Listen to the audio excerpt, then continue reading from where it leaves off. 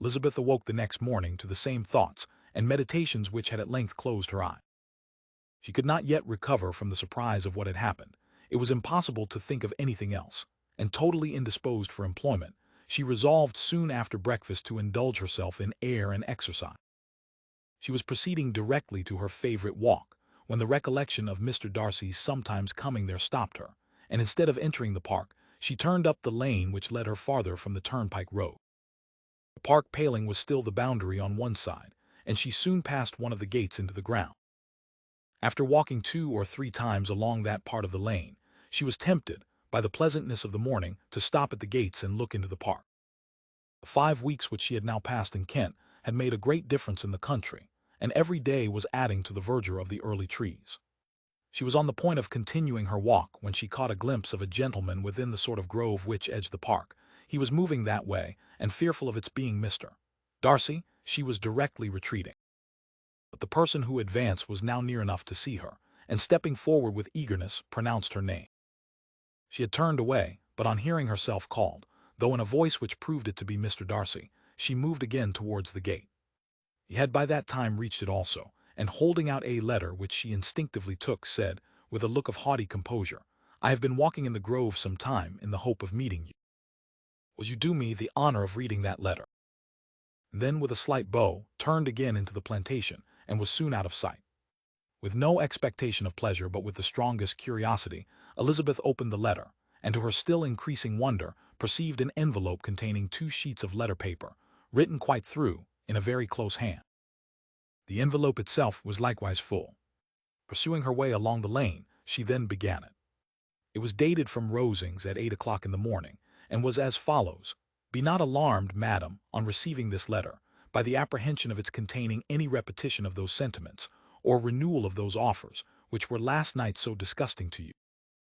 I write without any intention of paining you, or humbling myself, by dwelling on wishes, which, for the happiness of both, cannot be too soon forgotten, and the effort which the formation and the perusal of this letter must occasion should have been spared, had not my character required it to be written and read.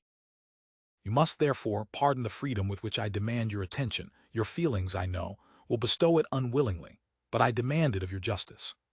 2 offenses of a very different nature, and by no means of equal magnitude, you last night laid to my charge.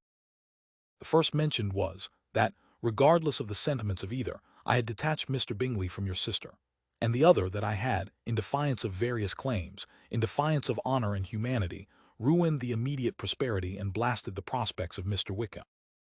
Wilfully and wantonly to have thrown off the companion of my youth, the acknowledged favorite of my father, a young man who had scarcely any other dependence than on our patronage, and who had been brought up to expect its exertion, would be a depravity to which the separation of 2 young persons whose affection could be the growth of only a few weeks could bear no comparison. From the severity of that blame which was last night so liberally bestowed, respecting each circumstance, I shall hope to be in future secured, when the following account of my actions and their motives has been read. If in the explanation of them which is due to myself, I am under the necessity of relating feelings which may be offensive to yours, I can only say that I am sorry. The necessity must be obeyed, and further apology would be absurd. I had not been long in Hertfordshire before I saw, in common with others, that Bingley preferred your elder sister to any other young woman in the country. But it was not till the evening of the dance at Netherfield that I had any apprehension of his feeling a serious attachment. I had often seen him in love before. At that ball, while I had the honor of dancing with you, I was first made acquainted, by Sir William Lucas's accidental information, that Bingley's attentions to your sister had given rise to a general expectation of their merit. He spoke of it as a certain event, of which the time alone could be undecided. From that moment, I observed my friend's behavior attentively, and I could then perceive that his partiality for Miss Bennet was beyond what I had ever witnessed in him. Your sister I also watched. Her look and manners were open, cheerful, and engaging as ever, but without any symptom of peculiar regard, and I remained convinced, from the evening's scrutiny, that, though she received his attentions with pleasure, she did not invite them by any participation of sentiment. If you have not been mistaken here, I must have been in an error. Your superior knowledge of your sister must make the latter probable. If it be so, if I have been misled by such error to inflict pain on her, your resentment has not been unreasonable. But I shall not scruple to assert that the serenity of your sister's countenance and air was such as might have given the most acute observer a conviction that, however amiable her temper, her heart was not likely to be easily touched. That I was desirous of believing her indifferent is certain, but I will venture to say that my investigations and decisions are not usually influenced by my hopes or fears. I did not believe her to be indifferent because I wished it. I believed it on impartial conviction, as truly as I wished it in reason.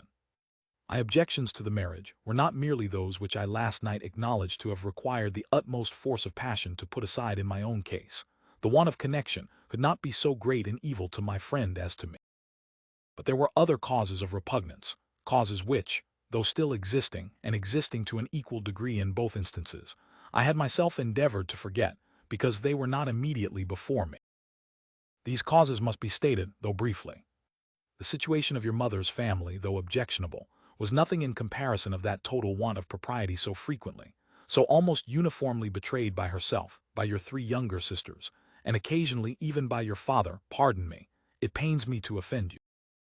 But amidst your concern for the defects of your nearest relations, and your displeasure at this representation of them, let it give you consolation to consider that to have conducted yourself so as to avoid any share of the like censure is praise no less generally bestowed on you and your eldest sister than it is honorable to the sense and disposition of both. I will only say, farther, that from what passed that evening, my opinion of all parties was confirmed, and every inducement heightened, which could have led me before to preserve my friend from what I esteemed a most unhappy connection. He left Netherfield for London on the day following, as you, I am certain, remember, with the design of soon returning. The part which I acted is now to be explained.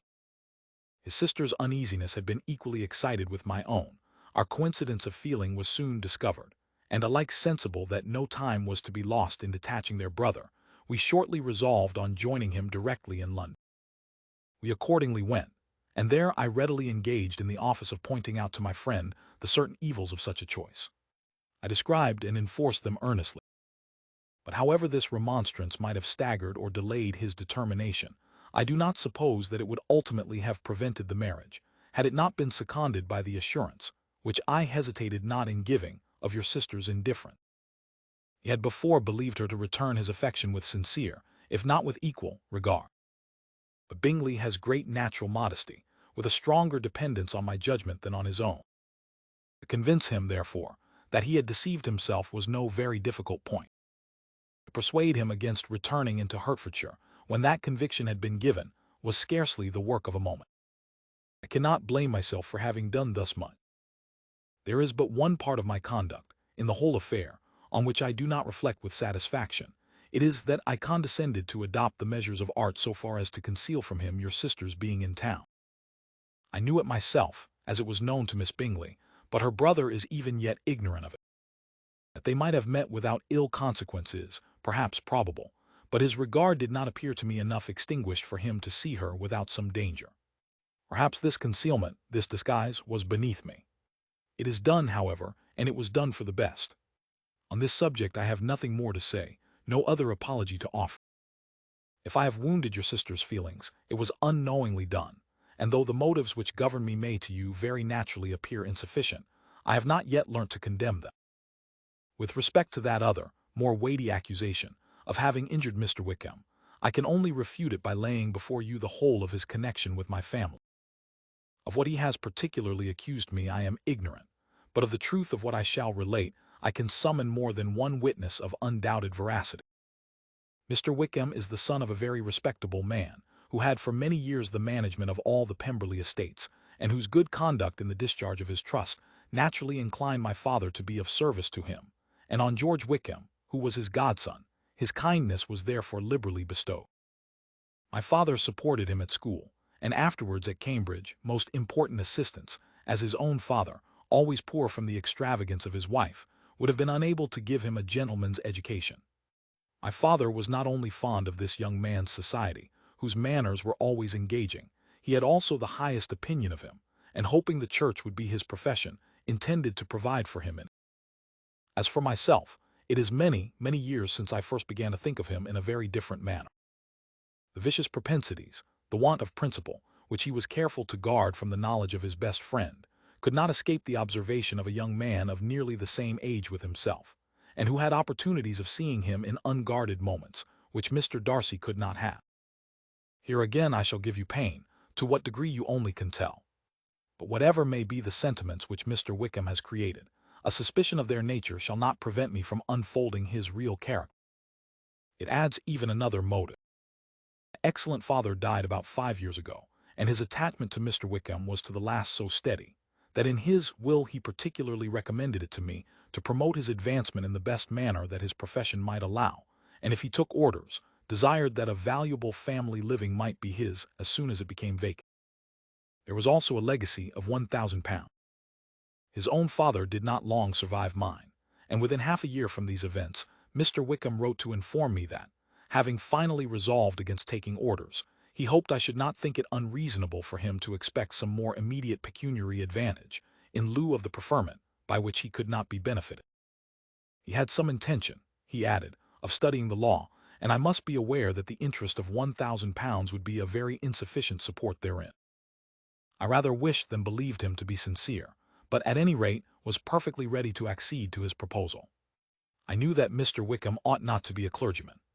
The business was therefore soon settled.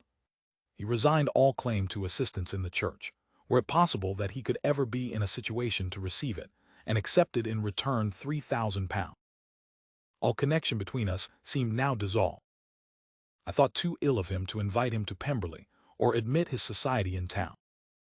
In town, I believe, he chiefly lived, but his studying the law was a mere pretense, and being now free from all restraint, his life was a life of idleness and dissipation. For about 3 years I heard little of him, but on the decease of the incumbent of the living which had been designed for him, he applied to me again by letter for the presentation. His circumstances, he assured me, and I had no difficulty in believing it, were exceedingly bad. He had found the law a most unprofitable study, and was now absolutely resolved on being ordained, if I would present him to the living in question, of which he trusted there could be little doubt, as he was well assured that I had no other person to provide for, and I could not have forgotten my revered father's intention. You will hardly blame me for refusing to comply with this entreaty, or for resisting every repetition of it. His resentment was in proportion to the distress of his circumstances, and he was doubtless as violent in his abuse of me to others as in his reproaches to myself. After this period, every appearance of acquaintance was dropped. How he lived I know not, but last summer he was again most painfully obtruded on my notice. I must now mention a circumstance which I would wish to forget myself, and which no obligation less than the present should induce me to unfold to any human being. Having said thus much, I feel no doubt of your secrecy. My sister, who is more than 10 years my junior, was left to the guardianship of my mother's nephew, Colonel Fitzwilliam, and myself. About a year ago, she was taken from school, and an establishment formed for her in London, and last summer she went with the lady who presided over it to Ramsgate, and thither also went Mr. Wickham, undoubtedly by design, for there proved to have been a prior acquaintance between him and Mrs. Young, in whose character we were most unhappily deceived, and by her connivance and aid he so far recommended himself to Georgiana, whose affectionate heart retained a strong impression of his kindness to her as a child, that she was persuaded to believe herself in love and to consent to an elopement. She was then but 15, which must be her excuse, and after stating her imprudence, I am happy to add that I owed the knowledge of it to herself. I joined them unexpectedly a day or two before the intended elopement, and then Georgiana, unable to support the idea of grieving and offending a brother whom she almost looked up to as a father, acknowledged the whole to me. You may imagine what I felt and how I acted. Regard for my sister's credit and feelings prevented any public exposure, but I wrote to Mr. Wickham, who left the place immediately, and Mrs. Young was of course removed from her charge. Mr. Wickham's chief object was unquestionably my sister's fortune, which is £30,000, but I cannot help supposing that the hope of revenging himself on me was a strong inducement. His revenge would have been complete indeed. This, madam, is a faithful narrative of every event in which we have been concerned together, and if you do not absolutely reject it as false, you will, I hope, acquit me henceforth of cruelty towards Mr. Wickham. I know not in what manner, under what form of falsehood, he has imposed on you, but his success is not perhaps to be wondered at, ignorant as you previously were of everything concerning either. Detection could not be in your power, and suspicion certainly not in your inclination. You may possibly wonder why all this was not told you last night. But I was not then master enough of myself to know what could or ought to be revealed. For the truth of everything here related, I can appeal more particularly to the testimony of Colonel Fitzwilliam, who, from our near relationship and constant intimacy, and still more as one of the executors of my father's will, has been unavoidably acquainted with every particular of these transactions. If your abhorrence of me should make my assertions valueless, you cannot be prevented by the same cause from confiding in my cousin, and that there may be the possibility of consulting him. I shall endeavor to find some opportunity of putting this letter in your hands in the course of the morning. I will only add, God bless you. FITZWLIM DARCY. Elizabeth, when Mr. Darcy gave her the letter, did not expect it to contain a renewal of his offers. She had formed no expectation at all of its contents. But such as they were, it may be well supposed how eagerly she went through them, and what a contrariety of emotion they excited. Her feelings as she read were scarcely to be defined. With amazement did she first understand that he believed any apology to be in his power, and steadfastly was she persuaded that he could have no explanation to give, which a just sense of shame would not conceal. With a strong prejudice against everything he might say, she began his account of what had happened at Netherfield. She read with an eagerness which hardly left her power of comprehension, and from impatience of knowing what the next sentence might bring, was incapable of attending to the sense of the one before her eye. His belief of her sister's insensibility she instantly resolved to be false, and his account of the real, the worst objections to the match, made her too angry to have any wish of doing him justice. He expressed no regret for what he had done which satisfied her. His style was not penitent but haughty. It was all pride and insolence. But when this subject was succeeded by his account of Mr. Wickham, when she read, with somewhat clearer attention, a relation of events which, if true, must overthrow every cherished opinion of his worth, and which bore so alarming an affinity to his own history of himself, her feelings were yet more acutely painful and more difficult of definition. Astonishment, apprehension, and even horror oppressed her. She wished to discredit it entirely, repeatedly exclaiming, "This must be false. This cannot be. This must be the grossest falsehood." And when she had gone through the whole letter, though scarcely knowing anything of the last page or two, put it hastily away, protesting that she would not regard it, that she would never look in it again. In this perturbed state of mind, with thoughts that could rest on nothing, she walked on. But it would not do. In half a minute the letter was unfolded again, and collecting herself as well as she could, she again began the mortifying perusal of all that related to Wickham, and commanded herself so far as to examine the meaning of every sentence. The account of his connection with the Pemberley family was exactly what he had related himself, and the kindness of the late Mr. Darcy, though she had not before known its extent, agreed equally well with his own words. So far each recital confirmed the other, but when she came to the will, the difference was great. What Wickham had said of the living was fresh in her memory, and as she recalled his very words, it was impossible not to feel that there was gross duplicity on one side or the other, and for a few moments she flattered herself that her wishes did not err. But when she read and reread, with the closest attention, the particulars immediately following of Wickham's resigning all pretensions to the living, of his receiving in lieu so considerable a sum as £3,000, again was she forced to hesitate. She put down the letter, weighed every circumstance with what she meant to be impartiality, deliberated on the probability of each statement, but with little success. On both sides it was only assertion. Again she read on. But every line proved more clearly that the affair, which she had believed it impossible that any contrivance could so represent as to render Mr. Darcy's conduct in it less than infamous, was capable of a turn which must make him entirely blameless throughout the whole. The extravagance and general profligacy which he scrupled not to lay to Mr. Wickham's charge exceedingly shocked her, the more so, as she could bring no proof of its injustice. She had never heard of him before his entrance into the shire militia, in which he had engaged at the persuasion of the young man, who, on meeting him accidentally in town, had there renewed a slight acquaintance.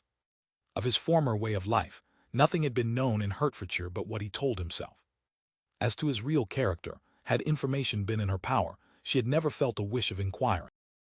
His countenance, voice, and manner had established him at once in the possession of every virtue.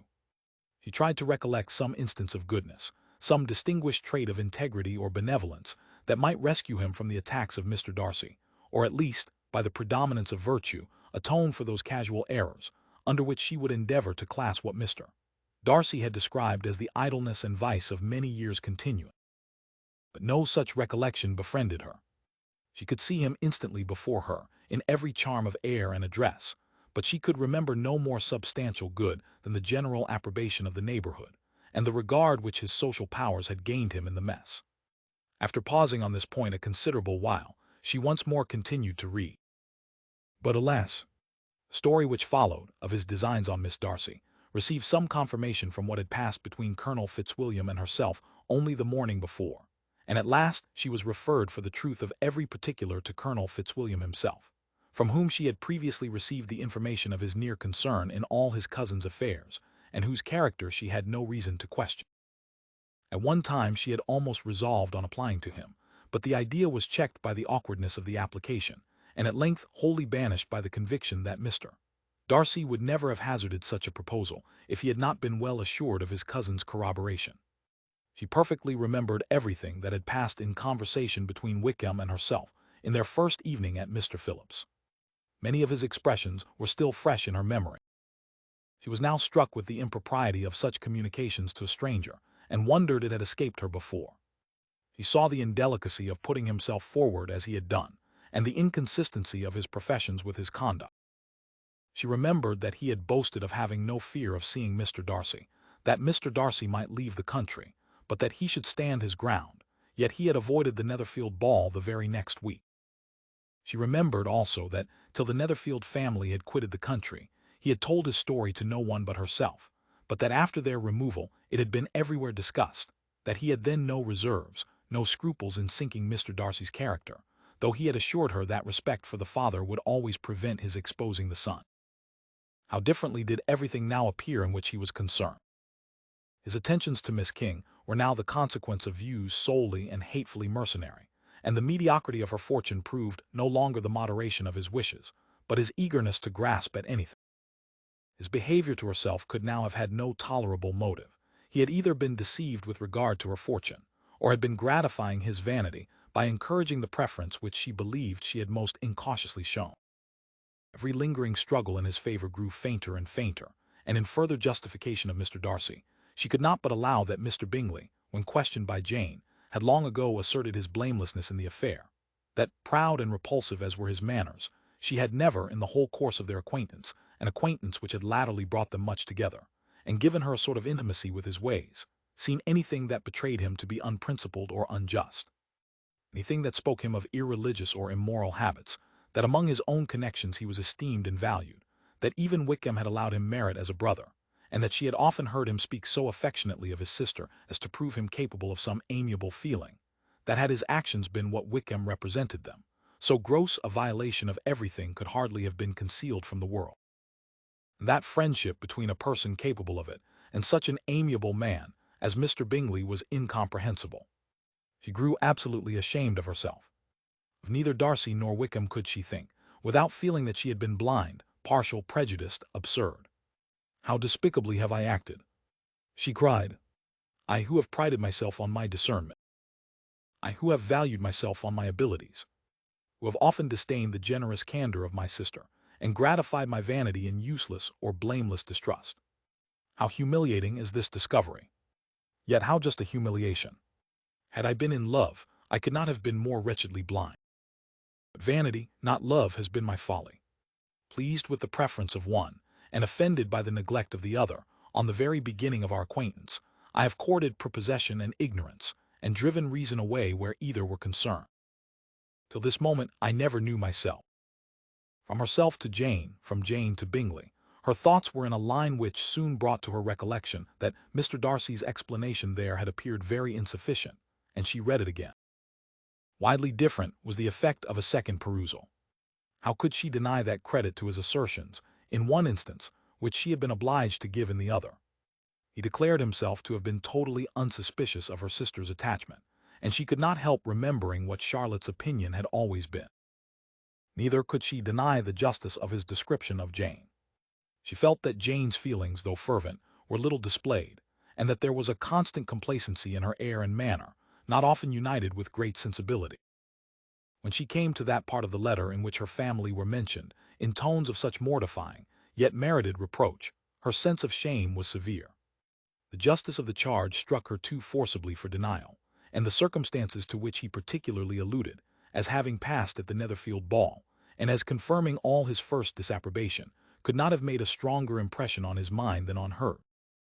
The compliment to herself and her sister was not unfelt. It soothed, but it could not console her for the contempt which had been thus self-attracted by the rest of her family, and as she considered that Jane's disappointment had, in fact, been the work of her nearest relations, and reflected how materially the credit of both must be hurt by such impropriety of conduct, she felt depressed beyond anything she had ever known before. After wandering along the lane for 2 hours, giving way to every variety of thought, reconsidering events, determining probabilities and reconciling herself, as well as she could, to change so sudden and so important, fatigue and a recollection of her long absence made her at length return home, and she entered the house with the wish of appearing cheerful as usual, and the resolution of repressing such reflections as must make her unfit for conversation.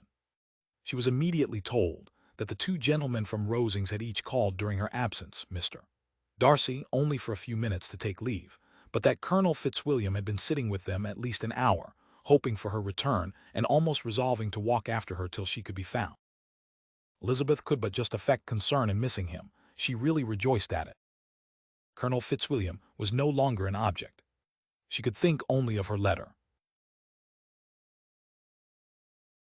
The two gentlemen left Rosings the next morning, and Mr. Collins, having been in waiting near the lodges, to make them his parting obeisance, was able to bring home the pleasing intelligence of their appearing in very good health, and in as tolerable spirits as could be expected, after the melancholy scene so lately gone through at Rosings.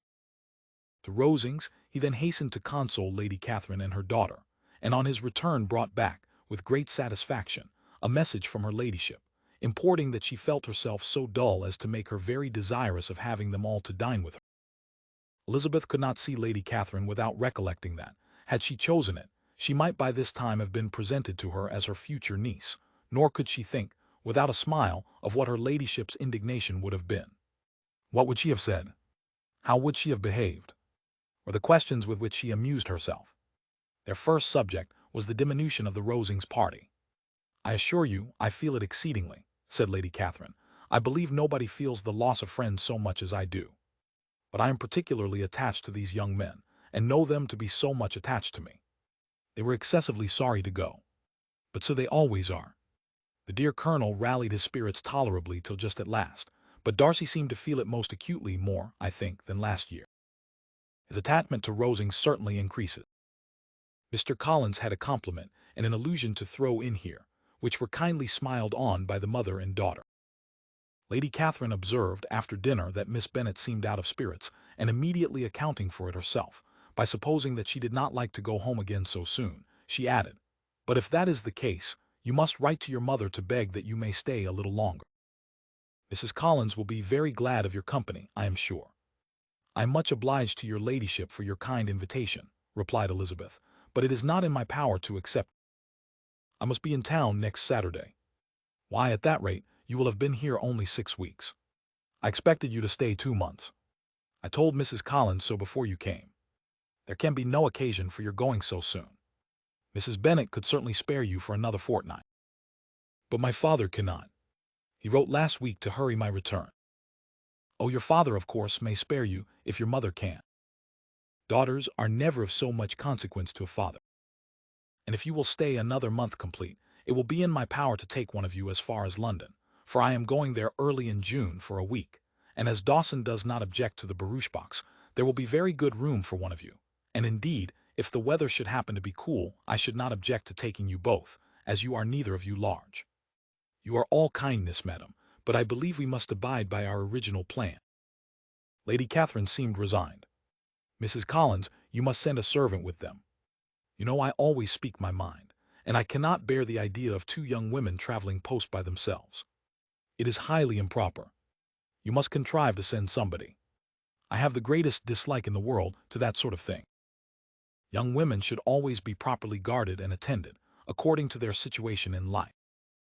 When my niece Georgiana went to Ramsgate last summer, I made a point of her having 2 men-servants go with her. Miss Darcy, the daughter of Mr. Darcy of Pemberley, and Lady Anne, could not have appeared with propriety in a different manner. I am excessively attentive to all those things. You must send John with the young ladies, Mrs. Collins. I am glad it occurred to me to mention it, for it would really be discreditable to you to let them go alone. My uncle is to send a servant for us. Oh, your uncle. He keeps a manservant, does he? I'm very glad you have somebody who thinks of those things. Where shall you change horses? Oh, Bromley, of course. If you mention my name at the bell, you will be attended to. Lady Catherine had many other questions to ask respecting their journey, and as she did not answer them, all her self-attention was necessary, which Elizabeth believed to be lucky for her, or, with a mind so occupied, she might have forgotten where she was.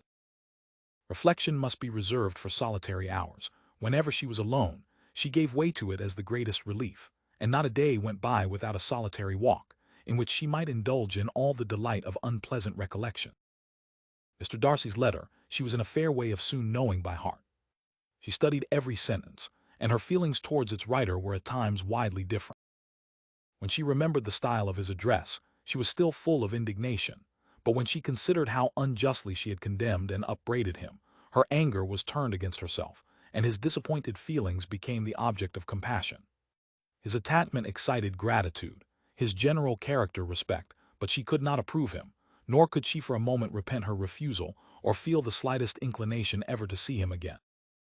In her own past behavior, there was a constant source of vexation and regret, and in the unhappy defects of her family, a subject of yet heavier chagrin. They were hopeless of remedy. Her father, contented with laughing at them, would never exert himself to restrain the wild giddiness of his youngest daughters, and her mother, with manners so far from herself, was entirely insensible of the evil. Elizabeth had frequently united with Jane in an endeavor to check the imprudence of Catherine and Lydia, but while they were supported by their mother's indulgence, what chance could there be of improvement? Catherine, weak-spirited, irritable, and completely under Lydia's guidance, had been always affronted by their advice, and Lydia, self-willed and careless, would scarcely give them a hearing. They were ignorant, idle, and vain. While there was an officer in Meryton, they would flirt with him, and while Meryton was within a walk of Longbourn, they would be going there forever. Anxiety on Jane's behalf was another prevailing concern, and Mr. Darcy's explanation, by restoring Bingley to all her former good opinion, heightened the sense of what Jane had lost. His affection was proved to have been sincere, and his conduct cleared of all blame, unless any could attach to the implicitness of his confidence in his friend. How grievous then was the thought that, of a situation so desirable in every respect, so replete with advantage, so promising for happiness, Jane had been deprived by the folly and indecorum of her own family. When to these recollections was added the development of Wickham's character, it may be easily believed that the happy spirits which had seldom been depressed before were now so much affected as to make it almost impossible for her to appear tolerably cheerful. Their engagements at Rosings were as frequent during the last week of her stay as they had been at first. The very last evening was spent there, and her ladyship again inquired minutely into the particulars of their journey, gave them directions as to the best method of packing, and was so urgent on the necessity of placing gowns in the only way, that Maria thought herself obliged on her return to undo all the work of the morning and pack her trunk afresh. When they parted, Lady Catherine, with great condescension, wished them a good journey, and invited them to come to Hunsford again next year, and Miss de Bourgh exerted herself so far as to courtesy and hold out her hand to both. On Saturday morning, Elizabeth and Mr. Collins met for breakfast a few minutes before the others appeared, and he took the opportunity of paying the parting civilities which he deemed indispensably necessary. "I know not, Miss Elizabeth," said he, "whether Mrs. Collins has yet expressed her sense of your kindness in coming to us, but I am very certain you will not leave the house without receiving her thanks for it. The favor of your company has been much felt, I assure you. We know how little there is to tempt anyone to our humble abode. Our plain manner of living, our small rooms and few domestics, and the little we see of the world, must make Hunsford extremely dull to a young lady like yourself, but I hope you will believe us grateful for the condescension, and that we have done everything in our power to prevent you spending your time unpleasantly." Elizabeth was eager with her thanks and assurances of happiness. She had spent 6 weeks with great enjoyment, and the pleasure of being with Charlotte, and the kind attention she had received, must make her feel the oblige.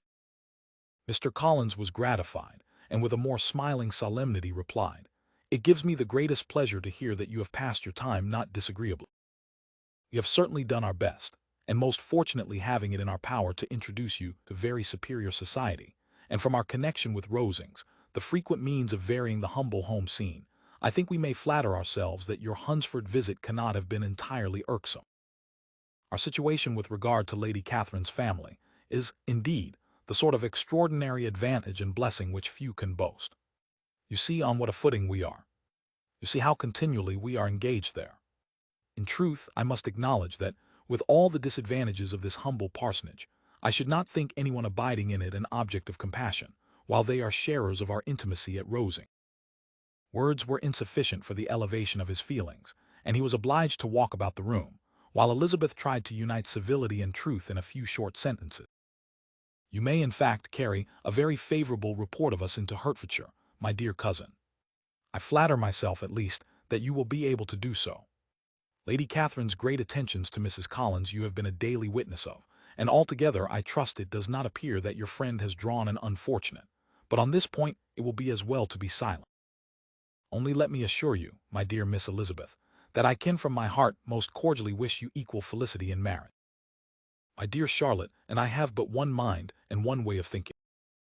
There is in everything a most remarkable resemblance of character and ideas between us. We seem to have been designed for each other. Elizabeth could safely say that it was a great happiness where that was the case, and with equal sincerity could add that she firmly believed and rejoiced in his domestic comforts. She was not sorry, however, to have the recital of them interrupted by the entrance of the lady from whom they sprang. Poor Charlotte! It was melancholy to leave her to such society. But she had chosen it with her eyes open, and though evidently regretting that her visitors were to go, she did not seem to ask for compassion. Her home and her housekeeping, her parish and her poultry, and all their dependent concerns, had not yet lost their charm. At length the chaise arrived, the trunks were fastened on, the parcels placed within, and it was pronounced to be ready. After an affectionate parting between the friends, Elizabeth was attended to the carriage by Mr. Collins, and as they walked down the garden, he was commissioning her with his best respects to all her family, not forgetting his thanks for the kindness he had received at Longbourn in the winter, and his compliments to Mr. and Mrs. Gardiner, though unknown.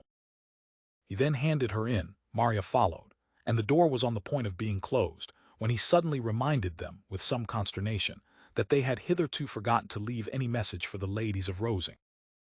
But, he added, you will of course wish to have your humble respects delivered to them, with your grateful thanks for their kindness to you while you have been here. Elizabeth made no objection. The door was then allowed to be shut, and the carriage drove off. Good gracious! Cried Maria, after a few minutes' silence. It seems but a day or two since we first came. And yet how many things have happened!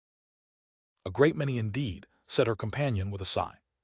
We have dined 9 times at Rosings, besides drinking tea there twice. How much I shall have to tell, Elizabeth privately added, and how much I shall have to conceal.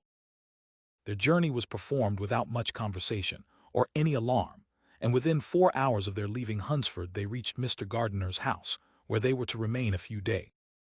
Jane looked well, and Elizabeth had little opportunity of studying her spirits, amidst the various engagements which the kindness of her aunt had reserved for them.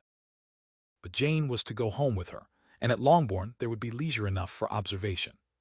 It was not without an effort, meanwhile, that she could wait even for Longbourn before she told her sister of Mr. Darcy's proposal. Know that she had the power of revealing what would so exceedingly astonish Jane, and must, at the same time, so highly gratify whatever of her own vanity she had not yet been able to reason away, was such a temptation to openness as nothing could have conquered, but the state of indecision in which she remained as to the extent of what she should communicate, and her fear, if she once entered on the subject, of being hurried into repeating something of Bingley, which might only grieve her sister further. It was the 2nd week in May, in which the 3 young ladies set out together from Gracechurch Street for the town of in Hertfordshire, and as they drew near the appointed inn where Mr. Bennet's carriage was to meet them, they quickly perceived, in token of the coachman's punctuality, both Kitty and Lydia looking out of a dining-room upstairs.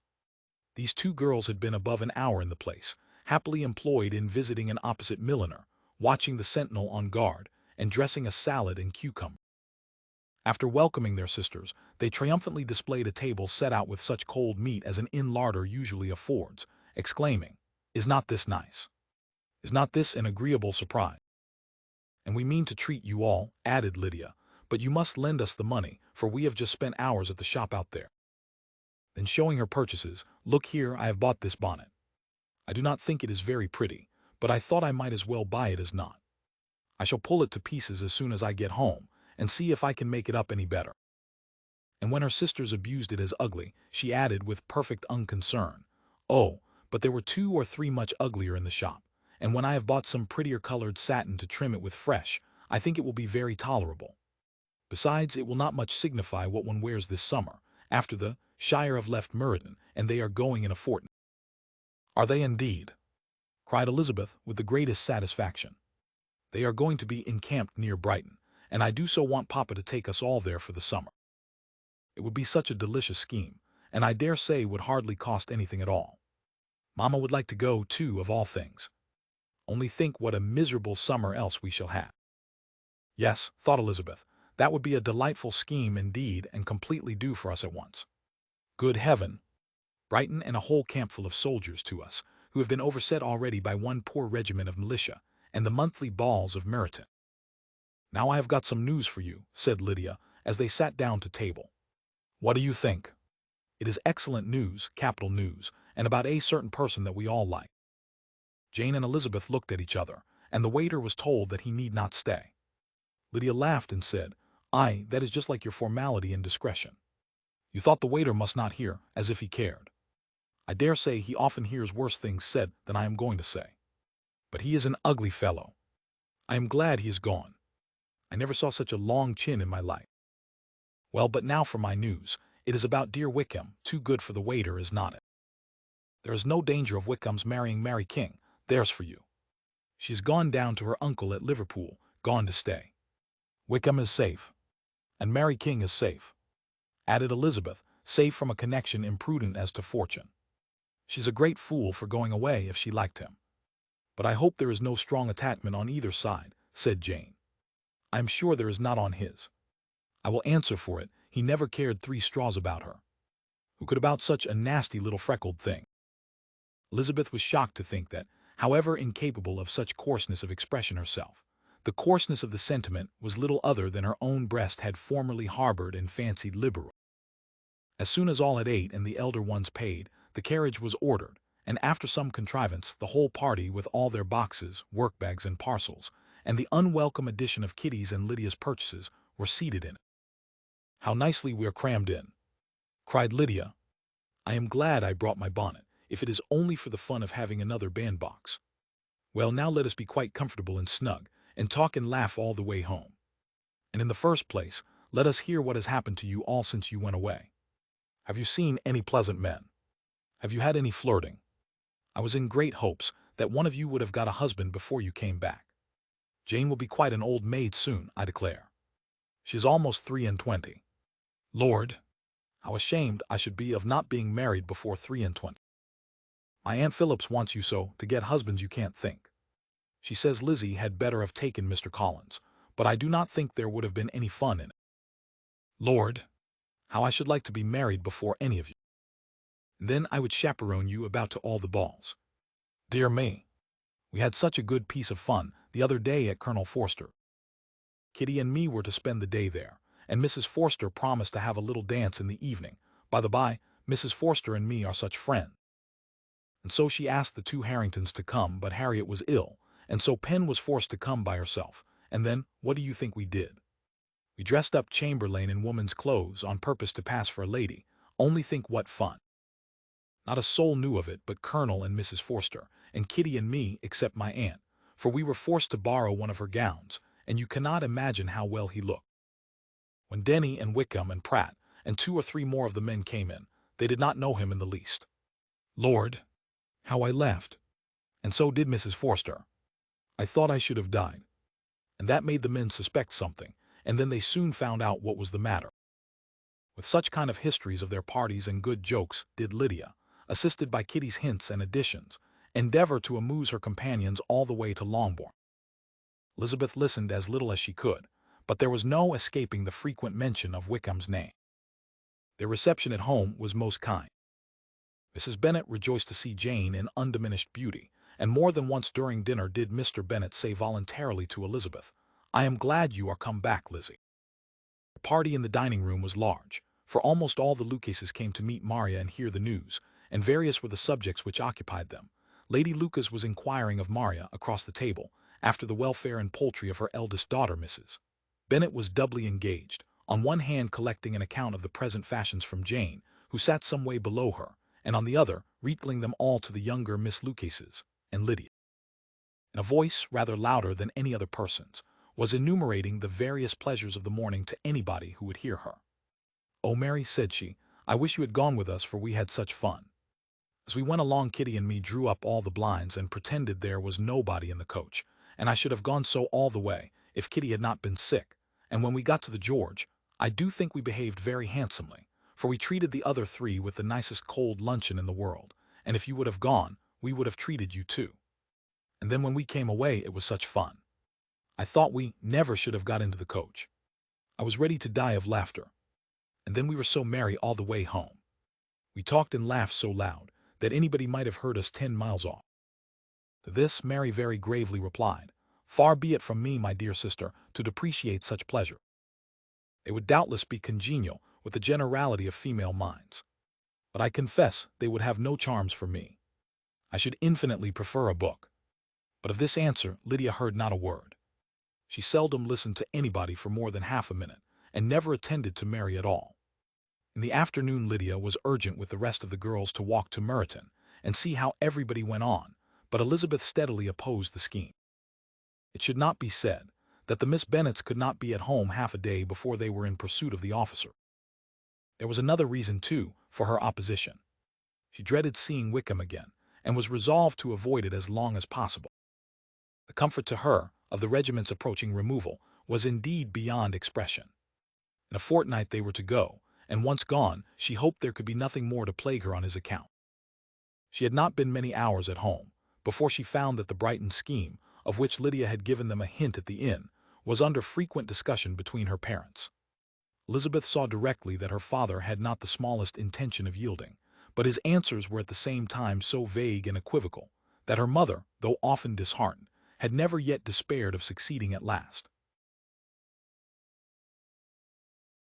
Elizabeth's impatience to acquaint Jane with what had happened could no longer be overcome, and at length resolving to suppress every particular in which her sister was concerned, and preparing her to be surprised, she related to her the next morning the chief of the scene between Mr. Darcy and herself. Miss Bennet's astonishment was soon lessened by the strong sisterly partiality which made any admiration of Elizabeth appear perfectly natural, and all surprise was shortly lost in other feeling. She was sorry that Mr. Darcy should have delivered his sentiments in a manner so little suited to recommend them, but still more was she grieved for the unhappiness which her sister's refusal must have given him. "His being so sure of succeeding was wrong," said she, "and certainly ought not to have appeared, but consider how much it must increase his disappointment." "Indeed," replied Elizabeth, "I am heartily sorry for him, but he has other feelings which will probably soon drive away his regard for me. You do not blame me, however, for refusing him." "Blame you? Oh, no. But you blame me for having spoken so warmly of Wickham." "No, I do not know that you were wrong in saying what you did. But you will know it when I have told you what happened the very next day." She then spoke of the letter, repeating the whole of its contents as far as they concerned George Wickham. What a stroke was this for poor Jane, who would willingly have gone through the world without believing that so much wickedness existed in the whole race of mankind as was here collected in one individual.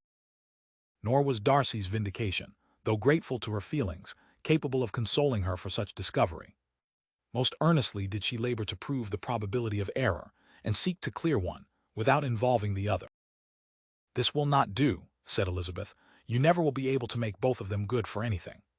Take your choice, but you must be satisfied with only one. There is but such a quantity of merit between them, just enough to make one good sort of man, and of late it has been shifting about pretty much. For my part, I am inclined to believe it all Mr. Darcy's, but you shall do as you choose." It was some time, however, before a smile could be extorted from Jane. "I do not know when I have been more shocked," said she. "Wickham so very bad. It is almost past belief. And poor Mr. Darcy. Dear Lizzie, only consider what he must have suffered. Such a disappointment, and with the knowledge of your ill opinion too, and having to relate such a thing of his sister. It is really too distressing. I am sure you must feel it so." Oh no, my regret and compassion are all done away by seeing you so full of both. I know you will do him such ample justice, that I am growing every moment more unconcerned and indifferent. Your profusion makes me saving, and if you lament over him much longer, my heart will be as light as a feather. Poor Wickham! There is such an expression of goodness in his countenance, such an openness and gentleness in his manner. There certainly was some great mismanagement in the education of those two young men. One has got all the goodness, and the other all the appearance of it. I never thought Mr. Darcy so deficient in the appearance of it as you used to do.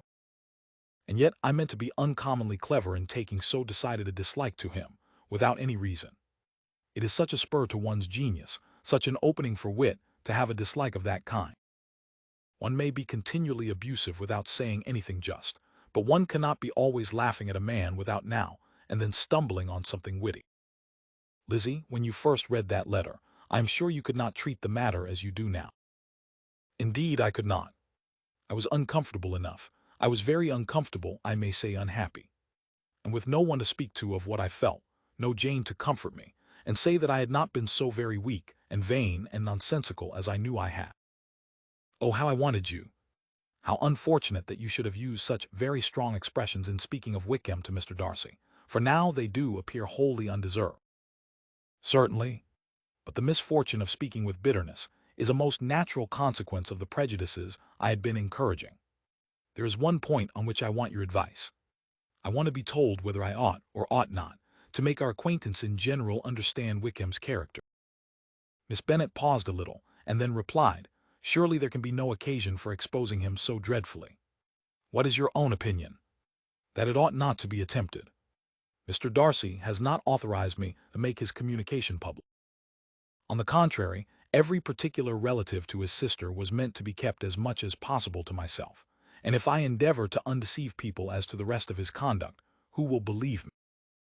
The general prejudice against Mr. Darcy is so violent that it would be the death of half the good people in Meryton to attempt to place him in an amiable light. I am not equal to it. Wickham will soon be gone, and therefore it will not signify to anybody here what he really is. Some time hence it will be all found out, and then we may laugh at their stupidity in not knowing it before. At present I will say nothing about it. You are quite right. To have his errors made public might ruin him forever. He is now, perhaps, sorry for what he has done, and anxious to re-establish a character. We must not make him desperate." The tumult of Elizabeth's mind was allayed by this conversation. She had got rid of two of the secrets which had weighed on her for a fortnight, and was certain of a willing listener in Jane, whenever she might wish to talk again of either.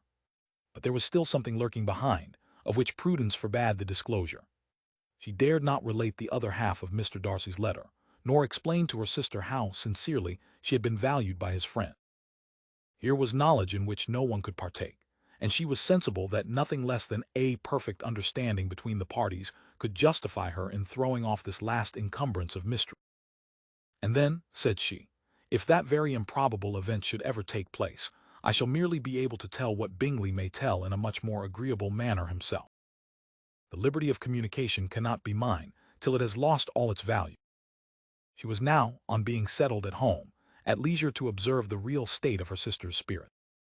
Jane was not happy. She still cherished a very tender affection for Bingley. Having never even fancied herself in love before, her regard had all the warmth of first attachment, and from her age and disposition, greater steadiness than first attachments often boast, and so fervently did she value his remembrance, and prefer him to every other man, that all her good sense, and all her attention to the feelings of her friends, were requisite to check the indulgence of those regrets which must have been injurious to her own health and their tranquillity. "Well, Lizzie," said Mrs. Bennet one day, "what is your opinion now of this sad business of Jane? For my part, I am determined never to speak of it again to anybody. I told my sister Philip so the other day, but I cannot find out that Jane saw anything of him in London. Well, he is a very undeserving young man, and I do not suppose there is the least chance in the world of her ever getting him now. There is no talk of his coming to Netherfield again in the summer, and I have inquired of everybody, too, who is likely to know. I do not believe that he will ever live at Netherfield any more. Oh well, it is just as he chooses. Nobody wants him to come, though I shall always say that he used my daughter extremely ill, and if I was her, I would not have put up with it. Well, my comfort is, I am sure Jane will die of a broken heart, and then he will be sorry for what he has done. But as Elizabeth could not receive comfort from any such expectation, she made no answer. Well, Lizzie, continued her mother soon afterwards, and so the Collinses live very comfortable, do they? Well, well, I only hope it will last. And what sort of table do they keep? Charlotte is an excellent manager, I dare say. If she is half as sharp as her mother, she is saving enough. There is nothing extravagant in their housekeeping, I dare say. No, nothing at all. A great deal of good management, depend upon it. Yes, yes. They will take care not to outrun their income. They will never be distressed for money. Well, much good may it do them. And so, I suppose, they often talk of having Longbourn when your father is dead. They look upon it quite as their own, I dare say, whenever that happens. It was a subject which they could not mention before me. No, it would have been strange if they had. But I make no doubt they often talk of it between themselves. Well, if they can be easy with an estate that is not lawfully their own, so much the better. I should be ashamed of having one that was only entailed on me. The first week of their return was soon gone. The second began. It was the last of the regiment's stay in Meryton, and all the young ladies in the neighborhood were drooping apace. The dejection was almost universal. The elder Miss Bennets alone were still able to eat, drink, and sleep, and pursue the usual course of their employments. Very frequently were they reproached for this insensibility by Kitty and Lydia, whose own misery was extreme, and who could not comprehend such hard-heartedness in any of the family. Good heaven! What is to become of us? What are we to do? Would they often exclaim in the bitterness of woe. How can you be smiling so, Lizzie? Their affectionate mother shared all their grief. She remembered what she had herself endured on a similar occasion 25 years ago. I am sure, said she, I cried for 2 days together when Colonel Miller's regiment went away. I thought I should have broke my heart. I am sure I shall break mine, said Lydia. If one could but go to Brighton, observed Mrs. Bennet. Oh yes, if one could but go to Brighton. But Papa is so disagreeable. A little sea bathing would set me up forever. And my Aunt Phillips is sure it would do me a great deal of good, added Kitty. Such were the kind of lamentations resounding perpetually through Longbourn House. Elizabeth tried to be diverted by them, but all sense of pleasure was lost in shame. He felt anew the justice of Mr. Darcy's objection, and never had she before been so much disposed to pardon his interference in the views of his friend. But the gloom of Lydia's prospect was shortly cleared away, for she received an invitation from Mrs. Forster, the wife of the colonel of the regiment, to accompany her to Brighton. This invaluable friend was a very young woman, and very lately married. Resemblance in good humor and good spirits had recommended her and Lydia to each other, and out of their 3 months' acquaintance they had been intimate too. The rapture of Lydia on this occasion, her adoration of Mrs. Forster, the delight of Mrs. Bennet, and the mortification of Kitty, are scarcely to be described.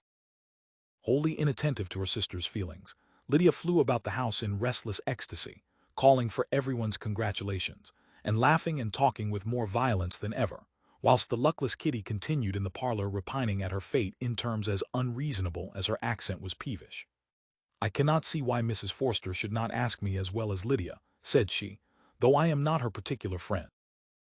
I have just as much to be asked as she has, and more too, for I am 2 years older. In vain did Elizabeth attempt to make her reasonable, and Jane to make her resign. As for Elizabeth herself, this invitation was so far from exciting in her the same feelings as in her mother and Lydia, that she considered it as the death warrant of all possibility of common sense for the latter, and detestable as such a step must make her. Were it known, she could not help secretly advising her father not to let her go. She represented to him all the improprieties of Lydia's general behavior, the little advantage she could derive from the friendship of such a woman as Mrs. Forster, and the probability of her being yet more imprudent with such a companion at Brighton, where the temptations must be greater than at home. He heard her attentively, and then said, Lydia will never be easy till she has exposed herself in some public place or other, and we can never expect her to do it with so little expense or inconvenience to her family as under the present circumstances. If you were aware, said Elizabeth, of the very great disadvantage to us all, which must arise from the public notice of Lydia's unguarded and imprudent manner, nay, which has already arisen from it, I am sure you would judge differently in the affair. Already arisen, repeated Mr. Bennet. What?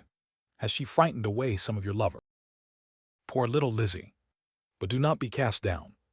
Such squeamish youths as cannot bear to be connected with a little absurdity are not worth a regret.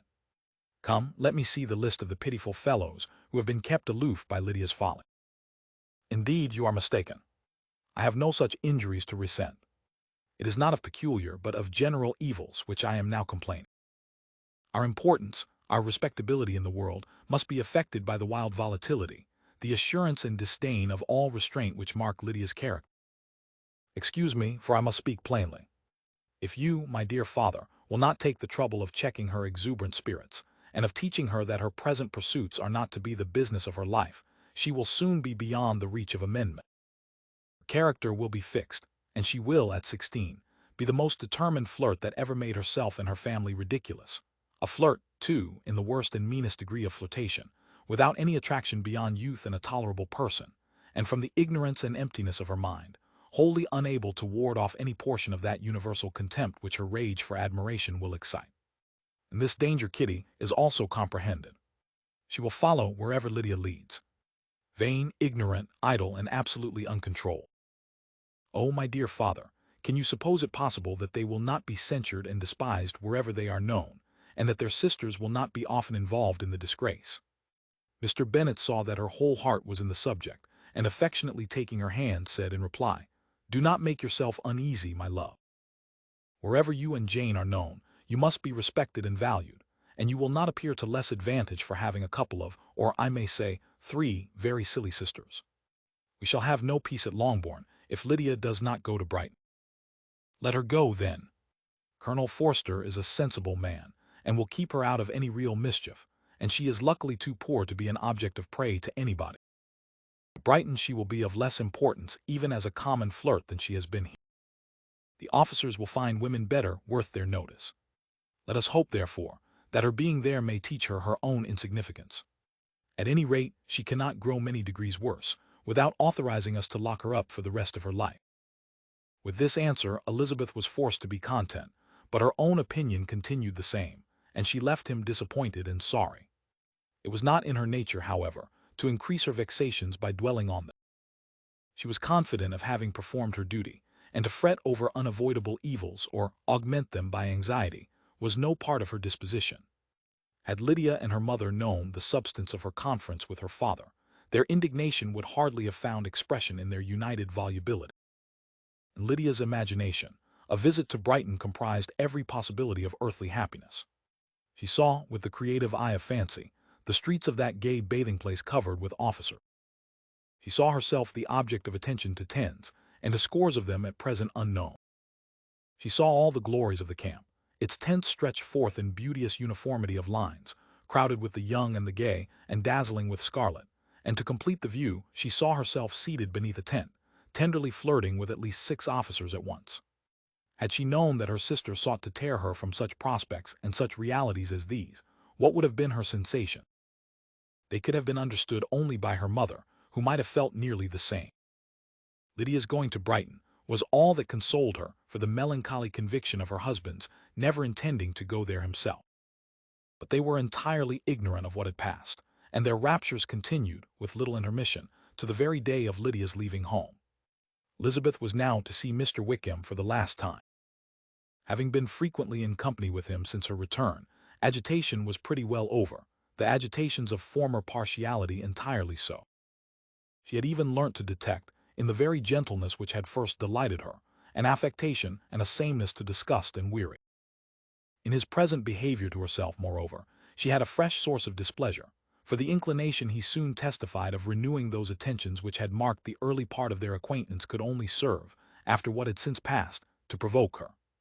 She lost all concern for him in finding herself thus selected as the object of such idle and frivolous gallantry, and while she steadily repressed it, could not but feel the reproof contained in his believing that however long, and for whatever cause, his attentions had been withdrawn, her vanity would be gratified, and her preference secured at any time by their renewal. On the very last day of the regiment's remaining in Meryton, he dined, with others of the officers, at Longbourn, and so little was Elizabeth disposed to part from him in good humour, that, on his making some inquiry as to the manner in which her time had passed at Hunsford, she mentioned Colonel Fitzwilliam's and Mr. Darcy's having both spent 3 weeks at Rosings, and asked him if he were acquainted with the former. He looked surprised, displeased, alarmed, but with a moment's recollection and a returning smile replied that he had formerly seen him often, and after observing that he was a very gentlemanlike man, asked her how she had liked him. Her answer was warmly in his favor. With an air of indifference, he soon afterwards added, "How long did you say that he was at Rosing?" "Nearly 3 weeks." "And you saw him frequently?" "Yes, almost every day." "His manners are very different from his cousin." "Yes, very different, but I think Mr. Darcy improves on acquaintance." "Indeed!" cried Wickham, with a look which did not escape her. "And pray may I ask," but checking himself, he added in a gayer tone, "is it an address that he improves? Has he deigned to add aught of civility to his ordinary style? For I dare not hope," he continued in a lower and more serious tone, "that he is improved in essentials." "Oh no," said Elizabeth. "In essentials, I believe, he is very much what he ever was." While she spoke, Wickham looked as if scarcely knowing whether to rejoice over her words or to distrust their meaning. There was a something in her countenance which made him listen with an apprehensive and anxious attention, while she added, "When I said that he improved on acquaintance, I did not mean that either his mind or manners were in a state of improvement, but that, from knowing him better, his disposition was better understood." Wickham's alarm now appeared in a heightened complexion and agitated look. For a few minutes he was silent, till, shaking off his embarrassment, he turned to her again, and said in the gentlest of accents, "You, who so well know my feelings towards Mr. Darcy, will readily comprehend how sincerely I must rejoice that he is wise enough to assume even the appearance of what is right. His pride in that direction may be of service, if not to himself, to many others, for it must deter him from such foul misconduct as I have suffered by. I only fear that the sort of cautiousness to which you, I imagine, have been alluding, is merely adopted on his visits to his aunt, of whose good opinion and judgment he stands much in awe. His fear of her has always operated, I know, when they were together, and a good deal is to be imputed to his wish of forwarding the match with Miss de Bourgh, which I am certain he has very much at heart." Elizabeth could not repress a smile at this, but she answered only by a slight inclination of the head. She saw that he wanted to engage her on the old subject of his grievances, and she was in no humor to indulge him. The rest of the evening passed with the appearance, on his side, of usual cheerfulness, but with no further attempt to distinguish Elizabeth, and they parted at last with mutual civility, and possibly a mutual desire of never meeting again. When the party broke up, Lydia returned with Mrs. Forster to Meryton, from whence they were to set out early the next morning. The separation between her and her family was rather noisy than pathetic. Kitty was the only one who shed tears, but she did weep from vexation and envy. Mrs. Bennet was diffuse in her good wishes for the felicity of her daughter, and impressive in her injunctions that she would not miss the opportunity of enjoying herself as much as possible, advice which there was every reason to believe would be attended to, and in the clamorous happiness of Lydia herself in bidding farewell, the more gentle adieus of her sisters were uttered without being heard. Had Elizabeth's opinion been all drawn from her own family, she could not have formed a very pleasing picture of conjugal felicity or domestic comfort. Her father, captivated by youth and beauty, and that appearance of good humor which youth and beauty generally give, had married a woman whose weak understanding and illiberal mind had very early in their marriage put an end to all real affection for her. Respect, esteem, and confidence had vanished forever, and all his views of domestic happiness were overthrown. But Mr. Bennet was not of a disposition to seek comfort for the disappointment which his own imprudence had brought on in any of those pleasures, which too often console the unfortunate for their folly or their vice. He was fond of the country and of books, and from these tastes had arisen his principal enjoyment. To his wife he was very little otherwise indebted than as her ignorance and folly had contributed to his amusement. This is not the sort of happiness which a man would in general wish to owe to his wife, but where other powers of entertainment are wanting, the true philosopher will derive benefit from such as are given. Elizabeth, however, had never been blind to the impropriety of her father's behavior as a husband. She had always seen it with pain, but respecting his abilities and grateful for his affectionate treatment of herself, she endeavored to forget what she could not overlook, and to banish from her thoughts that continual breach of conjugal obligation and decorum which, in exposing his wife to the contempt of her own children, was so highly reprehensible. But she had never felt so strongly as now the disadvantages which must attend the children of so unsuitable a marriage, nor ever been so fully aware of the evils arising from so ill-judged a direction of talents, talents which, rightly used, might at least have preserved the respectability of his daughters, even if incapable of enlarging the mind of his wife. When Elizabeth had rejoiced over Wickham's departure, she found little other cause for satisfaction in the loss of the regiment. The parties abroad were less varied than before, and at home she had a mother and sister, whose constant repinings at the dullness of everything around them threw a real gloom over their domestic circle, and though Kitty might in time regain her natural degree of sense, since the disturbers of her brain were removed, her other sister, from whose disposition greater evil might be apprehended, was likely to be hardened in all her folly and assurance by a situation of such double danger as a watering-place and a camp. Upon the whole, therefore, she found, what has been sometimes found before, that an event to which she had looked forward with impatient desire, did not, in taking place, bring all the satisfaction she had promised herself. It was consequently necessary to name some other period for the commencement of actual felicity, to have some other point on which her wishes and hopes might be fixed, and by again enjoying the pleasure of anticipation, console herself for the present, and prepare for another disappointment. Her tour to the lakes was now the object of her happiest thoughts. It was her best consolation for all the uncomfortable hours which the discontentedness of her mother and Kitty made inevitable, and could she have included Jane in the scheme, every part of it would have been perfect. But it is fortunate, thought she, that I have something to wish for. Were the whole arrangement complete, my disappointment would be certain. Here, by carrying with me one ceaseless source of regret in my sister's absence, I may reasonably hope to have all my expectations of pleasure realized. A scheme of which every part promises delight can never be successful, and general disappointment is only warded off by the defense of some little peculiar vexation. When Lydia went away, she promised to write very often and very minutely to her mother and Kitty, but her letters were always long expected, and always very short. Those to her mother contained little else than that they were just returned from the library, where such and such officers had attended them, and where she had seen such beautiful ornaments as made her quite wild, that she had a new gown, or a new parasol which she would have described more fully, but was obliged to leave off in a violent hurry, as Mrs. Forster called her, and they were going to the camp. And from her correspondence with her sister there was still less to be learned, for her letters to Kitty, though rather longer, were much too full of lines under the words to be made public. After the first fortnight or 3 weeks of her absence, health, good humor, and cheerfulness began to reappear at Longbourn. Everything wore a happier aspect. Families who had been in town for the winter came back again, and summer finery and summer engagements arose. Mrs. Bennet was restored to her usual querulous serenity, and by the middle of June Kitty was so much recovered as to be able to enter Meryton without tears, an event of such happy promise as to make Elizabeth hope that by the following Christmas she might be so tolerably reasonable as not to mention an officer above once a day, unless, by some cruel and malicious arrangement at the War Office, another regiment should be quartered in Meryton.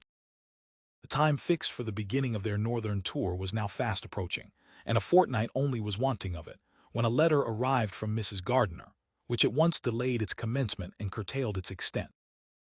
Mr. Gardiner would be prevented by business from setting out till a fortnight later in July, and must be in London again within a month, and as that left too short a period for them to go so far and see so much as they had proposed, or at least to see it with the leisure and comfort they had built on, they were obliged to give up the lakes and substitute a more contracted tour, and according to the present plan, were to go no farther northward than Derbyshire. In that county there was enough to be seen to occupy the chief of their 3 weeks, and to Mrs. Gardiner it had a peculiarly strong attraction. The town where she had formerly passed some years of her life, and where they were now to spend a few days, was probably as great an object of her curiosity as all the celebrated beauties of Matlock, Chatsworth, Dovedale, or the Peak. Elizabeth was excessively disappointed. She had set her heart on seeing the lakes, and still thought there might have been time enough. But it was her business to be satisfied, and certainly her temper to be happy, and all was soon again. With the mention of Derbyshire, there were many ideas connected. It was impossible for her to see the word without thinking of Pemberley and its owner. But surely, said she, I may enter his county with impunity and rob it of a few petrified spars without his perceiving me. The period of expectation was now doubled. 4 weeks were to pass away before her uncle and aunt's arrival. But they did pass away, and Mr. and Mrs. Gardiner with their 4 children did at length appear at Longbourn. The children, 2 girls of 6 and 8 years old and 2 younger boys, were to be left under the particular care of their cousin Jane, who was the general favorite, and whose steady sense and sweetness of temper exactly adapted her for attending to them in every way, teaching them, playing with them and loving them. The Gardiners stayed only one night at Longbourn, and set off the next morning with Elizabeth in pursuit of novelty and amusement. One enjoyment was certain, that of suitableness as companions, a suitableness which comprehended health and temper to bear inconveniences, cheerfulness to enhance every pleasure, and affection and intelligence, which might supply it among themselves if there were disappointments abroad. It is not the object of this work to give a description of Derbyshire, nor of any of the remarkable places through which their route thither lay. Oxford, Blenheim, Warwick, Kenilworth, Birmingham, etc., are sufficiently known. A small part of Derbyshire is all the present concern. The little town of Lambton, the scene of Mrs. Gardiner's former residence, and where she had lately learned that some acquaintance still remained, they bent their steps, after having seen all the principal wonders of the country, and within 5 miles of Lambton, Elizabeth found from her aunt that Pemberley was situated. It was not in their direct road, nor more than a mile or two out of it. In talking over their route the evening before, Mrs. Gardiner expressed an inclination to see the place again. Mr. Gardiner declared his willingness, and Elizabeth was applied to for her approbation. "My love, should not you like to see a place of which you have heard so much?" said her aunt. "A place, too, with which so many of your acquaintance are connected. Wickham passed all his youth there, you know." Elizabeth was distressed. She felt that she had no business at Pemberley, and was obliged to assume a disinclination for seeing it. She must own that she was tired of great houses. After going over so many, she really had no pleasure in fine carpets or satin curtains. Mrs. Gardiner abused her stupidity. "If it were merely a fine house richly furnished," said she, "I should not care about it myself, but the grounds are delightful. They have some of the finest woods in the country." Elizabeth said no more, but her mind could not acquiesce. The possibility of meeting Mr. Darcy, while viewing the place, instantly occurred. It would be dreadful. She blushed at the very idea, and thought it would be better to speak openly to her aunt than to run such a risk. But against this there were objections, and she finally resolved that it could be the last resource, if her private inquiries as to the absence of the family were unfavorably answered. Accordingly, when she retired at night, she asked the chambermaid whether Pemberley were not a very fine place, what was the name of its proprietor, and, with no little alarm, whether the family were down for the summer. A most welcome negative followed the last question, and her alarms being now removed, she was at leisure to feel a great deal of curiosity to see the house herself, and when the subject was revived the next morning, and she was again applied to, could readily answer, and with a proper air of indifference, that she had not really any dislike to the scheme. To Pemberley, therefore, they were to go.